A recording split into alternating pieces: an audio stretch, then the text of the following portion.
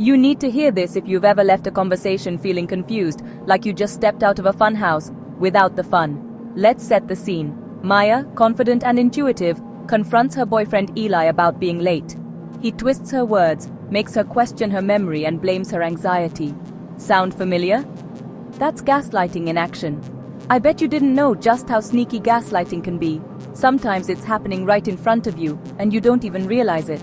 Maybe you questioned your own memory or sanity. If so, you might have experienced gaslighting. Gaslighting is psychological manipulation that makes you doubt your reality, memories, and perceptions. Like a magician's trick, it's designed to make you question what you know is true. Over time, it can leave you feeling anxious, isolated, and lost in your own head. Our goal? To turn on the floodlights and clear that fog for good. You might be thinking, okay, so someone is playing mind games. Is it really that big of a deal? The answer is a resounding yes. Gaslighting is a serious form of emotional abuse that can have a profound impact on your mental and emotional well-being. Recognizing gaslighting is the first step toward reclaiming your power. Your feelings are valid, your memories are real, your perceptions matter. Naming the behavior allows you to step back, see the pattern, and realize that the problem isn't you, it's them. This realization is incredibly empowering and is the first crucial move toward taking back control of your own narrative. Gaslighting rarely announces its arrival. It's subtle, often disguised as love or concern. At first, you might only see green flags, someone attentive, charming, devoted. They say, "You're the only one who truly understands me." But soon, small things don't add up. Promises are forgotten, words denied. You make excuses for them, doubting yourself. It feels like a puzzle where the pieces never fit. That's how gaslighting works, slowly eroding your confidence, one pebble at a time. Questioning seems harmless, but in the hands of a gaslighter, it becomes a weapon. They ask, "Are you sure you remember that?" Or "Why are you so sensitive?" These questions aren't about understanding, they're about planting doubt. Over time, you start to question your own reality, relying on them for the truth. That's the art of gaslighting, making you trust them more than yourself. Gaslighting thrives in the dark, away from the clarifying light of outside perspectives. A gaslighter isolates you from your support system, planting seeds of doubt about your friends and family. Over time, you start to pull away, losing your anchor and sense of reality. Without outside voices, their twisted version becomes your truth. Breaking free starts by reconnecting with those who remind you who you really are. Let's dive into the gaslighter's playbook, starting with their number one move, outright denial. This is the "that never happened" classic, a tactic so bold it leaves you speechless. You recall something clearly, but they look you in the eye and deny it ever happened. "I never said that, you're making it up." Suddenly, you question your own memory. That's the power of denial, making you doubt what you know is true. It's a simple but devastating tool designed to make you question your reality. Another star player in the gaslighter's lineup is the tactic of trivializing your feelings by disguising cruelty as humor. This is the "I was just kidding" or "can't you take a joke" defense. The gaslighter will say something genuinely hurtful, a pointed jab at your insecurities, or a belittling comment in front of others. When you react with hurt or anger, they immediately flip the script. Suddenly, they are not the one who made a nasty comment. You are the one who lacks a sense of humor. They position themselves as the light-hearted jokester, and you as the overly sensitive, uptight party pooper who just can't appreciate their brilliant wit. This is a particularly insidious form of manipulation because it uses the social expectation of being a good sport against you. Nobody wants to be the person who can't take a joke. So when they deliver a cutting remark followed by a smug "just kidding," you're put in a terrible position. If you object, you risk being labeled as dramatic or thin-skinned. If you stay silent, you swallow the hurt and validate their behavior, essentially giving them permission to do it again. It's a lose-lose situation designed to make you feel embarrassed for having feelings in the first place, which is precisely the point. Let's paint a picture. You're out with friends and you tell a story you're proud of. Your partner chimes in with, "Yeah, that's almost as impressive as the time you tried to cook lasagna and nearly burned the house down." "Haha, just teasing, honey." The whole table chuckles nervously, but the comment stings. Later, when you try to explain why it hurt your feelings, they act astonished. "Wow, I really can't say anything around you, can I? It was obviously a joke. Lighten up. The focus is now entirely on your overreaction, and not on their passive-aggressive and humiliating comment. They've successfully dodged all responsibility. This tactic erodes your ability to discern what is and isn't acceptable behavior.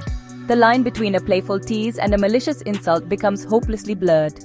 You start to question your own emotional responses, wondering if you are in fact too sensitive. You may find yourself forcing a laugh at comments that are genuinely painful, all to avoid the inevitable accusation of being a killjoy. This is a powerful way for a gaslighter to say whatever they want, no matter how cruel, and face zero consequences. They get to have their cake and eat it too, all while making you feel like you're the one who doesn't understand the recipe. The blame game boomerang is a classic gaslighting move. You bring up a concern, but by the end, you're the one at fault. The gaslighter flips the script, making you feel guilty for their actions. Suddenly, you're apologizing, doubting yourself, and walking on eggshells. The real problem? It was never you. That's the power of the blame game boomerang. While some gaslighting tactics are loud and obvious, others are defined by their, deafening silence. Enter withholding, a passive-aggressive powerhouse move. This isn't just giving someone the silent treatment because you need a moment to cool off. Withholding, in a gaslighting context, is a deliberate strategy to punish and control you by refusing to engage. The gaslighter will pretend they don't understand what you're saying, or they will simply refuse to listen or share their feelings. They shut down communication, effectively putting up a wall and leaving you stranded on the other side, desperate for connection and resolution. This can look like a few different things in practice. You might be trying to have a serious conversation about your relationship, and they will stare at you blankly saying, "I don't know what you want me to say," or "You're just trying to start a fight." They refuse to participate, turning the conversation into a monologue where you are talking to a brick wall. Another form of withholding is refusing to share information. They might make decisions that affect you both without consulting you, and then act as if it's not a big deal, making you feel unimportant and invisible within your own relationship. The goal of withholding is to make you feel so frustrated and desperate for their attention that you will do anything to get it, including dropping the issue and apologizing, even when you did nothing wrong. It's a power play. By withholding communication and affection, they are demonstrating that they have the ability to turn it off and on at will. This puts you in a position of begging for scraps of emotional connection. The silence is not empty, it is filled with disapproval and punishment. It sends a clear message. Your thoughts and feelings are not important enough for me to engage with. This tactic is particularly damaging because it makes you feel completely alone, even when you are in the same room with the person. Humans are wired for connection, and when that is deliberately withheld by someone we care about, it can be incredibly painful and anxiety-inducing. You might find yourself working harder and harder to please them, trying to figure out the magic combination of words that will make them open up again. This is how they train you. They teach you that certain topics are off limits and that your concerns will be met with a cold, impenetrable silence, until you finally learn to stop bringing them up at all. Let's talk about Sarah. Sarah is organized, her keys always in a bowl by the door. But lately they kept vanishing, only to reappear in obvious places after frantic searches. Mark, her partner, would smirk, "See? Right where you left them." Sarah began doubting herself, until one day she saw Mark move the keys. It wasn't forgetfulness, it was a subtle game. Realizing this, Sarah saw the bigger pattern. The case of the moving keys was officially closed.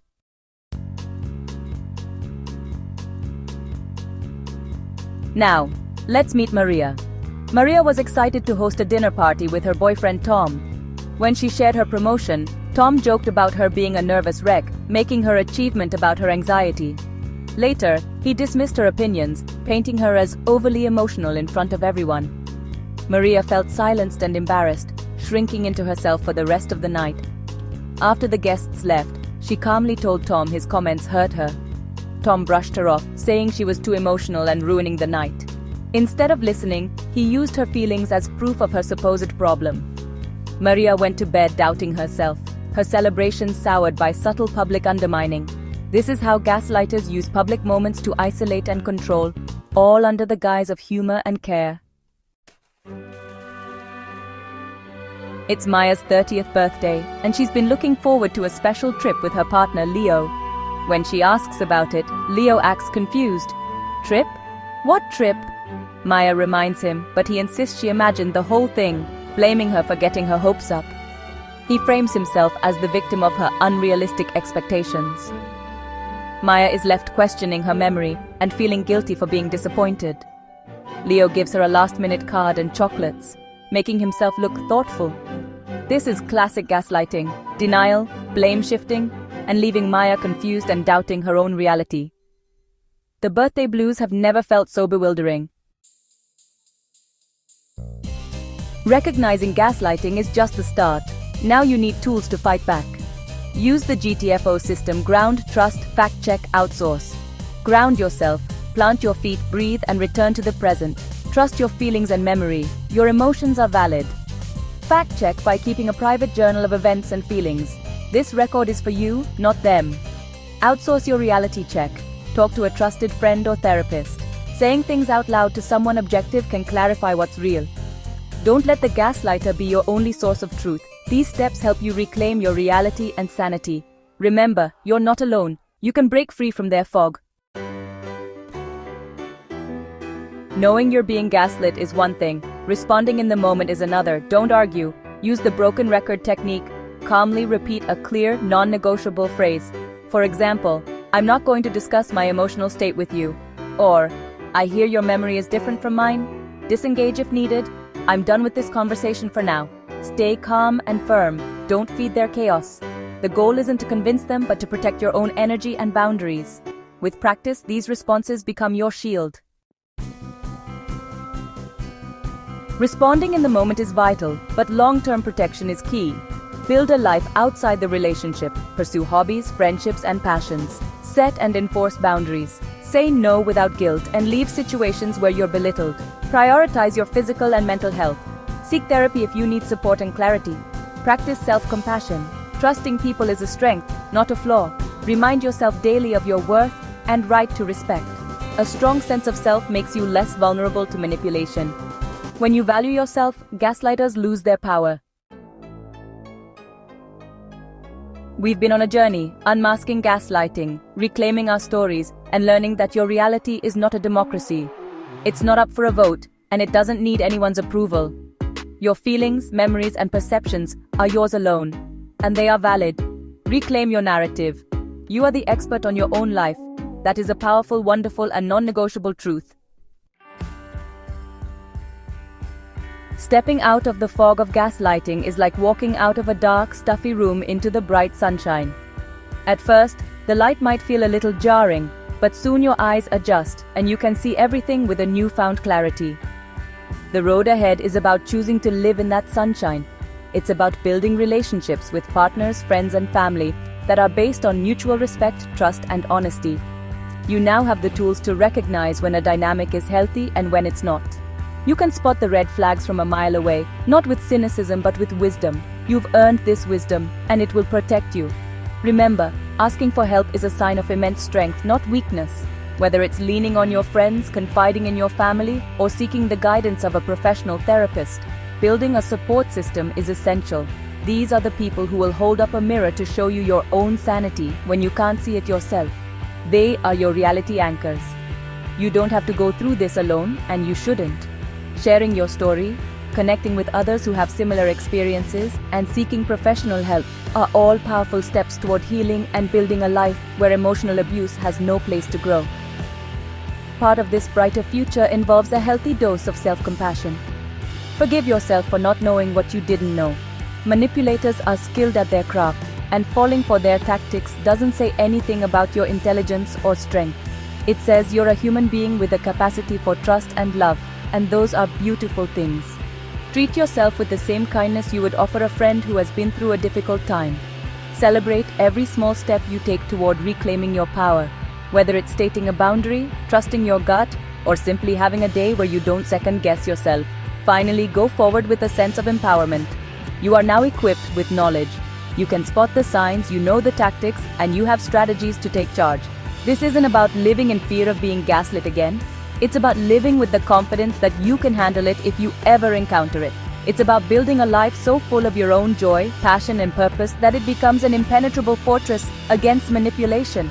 You are the hero of your own story, so go out there, turn on the floodlights, clear any remaining fog, and build the bright, bold, and gloriously gas-free life you deserve.